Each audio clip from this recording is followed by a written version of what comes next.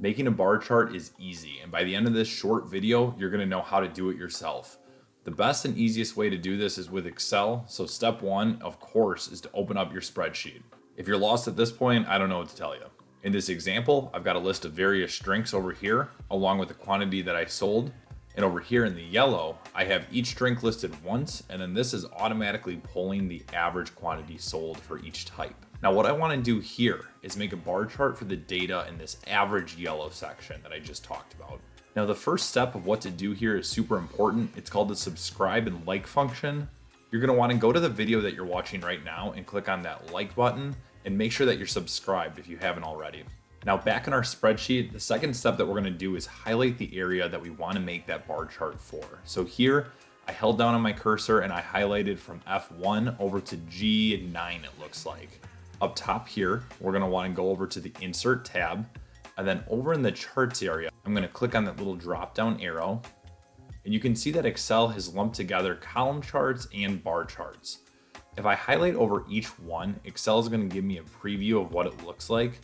And in this example, just to keep things simple, I'm going to go with the first option on the 3D bar chart. So once I've selected that, I'm just going to click, and now this will appear below my data.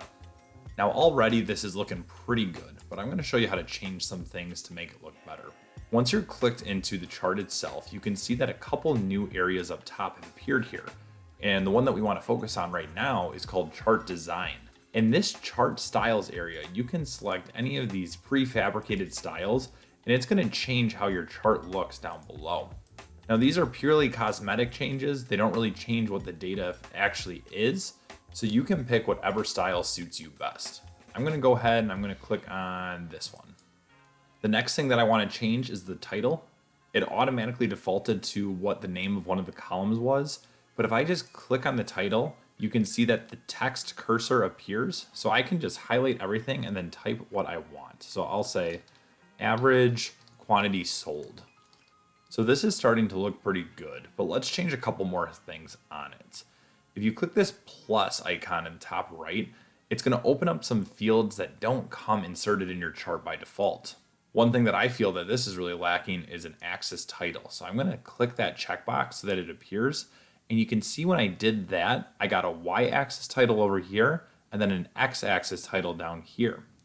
And similar to the chart title, I just need to hover over it and then click in to enter the typing mode. So down here, I'm just going to go ahead, I'm going to type quantity. And on the y-axis, I'm just going to highlight and I'm going to say drink type.